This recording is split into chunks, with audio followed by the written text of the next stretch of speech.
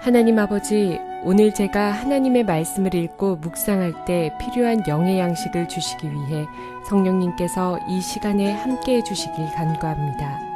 예수님 이름으로 기도합니다. 아멘. 오늘 우리에게 주시는 하나님의 말씀입니다. 여러 해 후에 예구방은 죽었고 이스라엘 자손은 고된 노동으로 말미암아 탄식하여 부르짖으니 그 고된 노동으로 말미암아 부르짖는 소리가 하나님께 상달된지라. 하나님이 그들의 고통 소리를 들으시고 하나님이 아브라함과 이삭과 야곱에게 세운 그의 언약을 기억하사 하나님이 이스라엘 자손을 돌보셨고 하나님이 그들을 기억하셨더라. 사랑하는 성도 여러분, 평안하셨습니까? 오늘도 주님께서 주시는 말씀과 함께 복된 하루를 열어가시기 바랍니다. 오늘 우리에게 주실 하나님의 말씀은 출애굽기 2장 23절에서 25절 말씀입니다. 오늘 본문에는 이제 전의 본문과 대비해 가지고 애굽에 있던 이스라엘 백성의 상태에 대해서 얘기해 주고 있습니다. 지금 전의 본문에서 보면은 모세가 이제 40년간 미디안 광야 생활을 통해서 하나님께 쓰임 받을 수 있는 그러한 인격으로서 자라나는 그 과정을 그리고 있습니다. 마찬가지로 오늘 본문에서는 애굽에 있는 이스라엘 백성들이 이제 하나님의 역사 가운데서 애굽을 탈출할 수 있는 그러한 상태가 이제 무르익었다는 것을 본문이 보여주고 있습니다.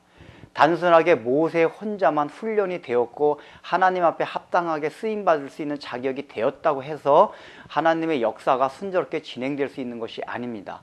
왜냐하면 모세가 그렇게 해서 갔다 하더라도 이스라엘 백성들이 거절하게 되면 나올 수 없었기 때문입니다. 하나님이 우리를 인도하는 방식이 인격적으로 인도하시기 때문에 그들을 강제적으로 내보내시지 않기 때문입니다. 그래서 하나님께는 이스라엘 백성들도 함께 모세와 함께 애굽에서 훈련시켰습니다. 그게 어떤 훈련 방식입니까? 더욱더 바로의 마음이 강팍해지는 것을 그대로 두었습니다. 그래서 이스라엘 백성들로 하여금 더욱더 고통을 가하게 했습니다. 그래서 오늘 성경이 지금 무엇이라고 말하고 있습니까? 지금 고통이 와가지고 이스라엘 백성들이 탄식하며 부르짖었고 하나님께서는 그 이스라엘 백성들이 부르짖을 때에 언약을 기억하시고 그들을 권념하셨더라라고 성경이 표현하고 있습니다. 이 권념하셨다라는 표현은 지금 갑자기 생각한 것이 아니라 그 전부터 계속 생각해 오던 것을 지금 더욱더 강하게 표현하는 말입니다. 이러한 표현이 창세기에서 지금 몇 번 나옵니다.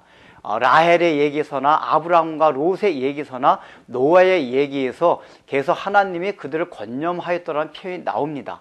그때 권념하였더라 할 때 무엇을 나타낸다고 제가 말씀드렸습니까? 바로 하나님께서 우리 인류에게 하신 약속이 바로 하나님의 권념하셨더라는 표현 안에 들어있다고 했습니다. 마찬가지로 여기서 하나님께서 권념하셨더라 하는 것은 하나님께서 아브라함에게 하신 그 약속을 생각했더라 그 얘기입니다.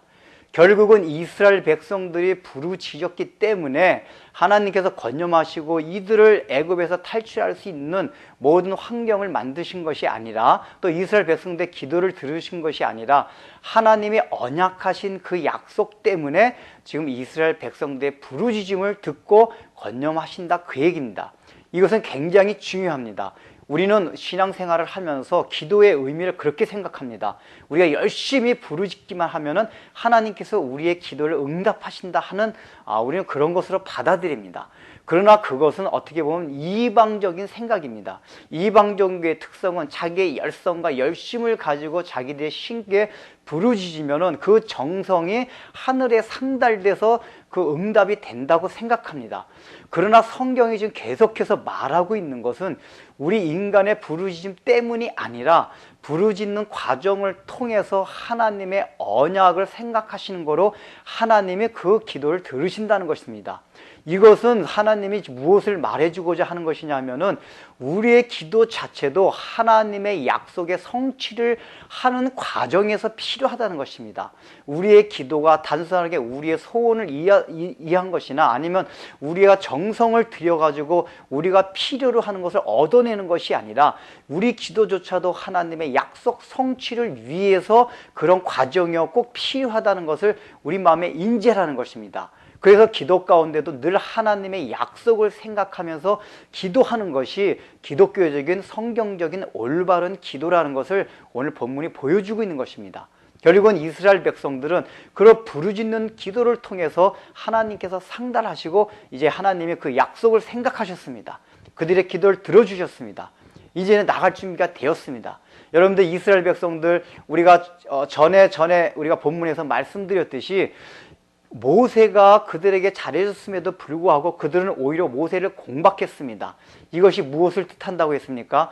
바로 그들이 아직까지 인격적으로 애굽을 탈출할 수 있는 상태가 안 되었다는 것을 말합니다. 그들은 단순하게 고통받는 게 싫었을 뿐이지 애굽에서 나가고 싶은 마음이 있었던 것이 아닙니다. 그러나 이제는 이 고통을 당하여서 탄식하면서 부르진다는 그 원문의 뜻이 이제는 하나님이여 우리는 아무것도 할 수가 없습니다. 이제는 여기서 우리를 내보내 주소서 하는 그 의미가 담겨있는 표현입니다. 다시 말하면 단순하게 고통을 하나님께 호소하는 것이 아니라 이 애굽이란 것이 우리는 도저히 살아갈 수 없는 곳입니다 하는 하나님의 약속에 근거한 고통이란 소리라는 것입니다. 즉 이스라엘 백성들도 모세와 마찬가지로 하나님의 약속을 생각하는 그런 이제 고통 가운데 들어가 있다는 얘기입니다. 결국은 이것을 통해서 이제 하나님께서 출애굽할 수 있는 그러한 구원의 역사가 무르익었다는 것을 성경이 보여주고 있습니다. 우리가 신앙생활을 하면서 이것이 필요합니다. 우리가 어떤 한 방면에서 하나님의 일을 이루어간다고 해서 하나님의 나라가 완성되는 것이 아닙니다. 하나님은 다방면 속에서 여러 또 사람 속에서 그것을 짜 맞춰가면서 하나님의 나라를 이루어 가십니다. 그렇기 때문에 우리가 먼저 어떤 한 사람이 독특하게 신앙생활을 잘하고 또 나만이 하나님 앞에 앞서서 간다고 해가지고 전체 공동체적으로 하나님 나라 전체적으로 볼 때 그것이 완성되는 것이 아니라는 것입니다. 짝을 맞추어야 한다는 것입니다. 그러한 구원의 섭리에 의해서 하나님의 나라가 이루어가기 때문에 우리 삶 가운데서 내게 닥쳐진 일 가운데서 당장 구원의 결실과 하나님의 나라의 열매가 보이지 않는다 해도 거기에 대해서 너무나 다급하게 생각하지 말고 기다리라는 것입니다. 모든 짝이 맞춰질 때 하나님의 일이 이루어진다는 것입니다. 기도하겠습니다. 하나님 아버지, 모세는 미디안 광야에서 40년간 훈련을 받고 있을 때에 또한 하나님께서는 애굽 안에서는 이스라엘 백성들을 바로의 마음이 강팍하게 되는 것을 그대로 내버려 두심으로써 더욱 강팍하게 되고 이스라엘 백성들을 더욱 고통으로 몰아가셨습니다.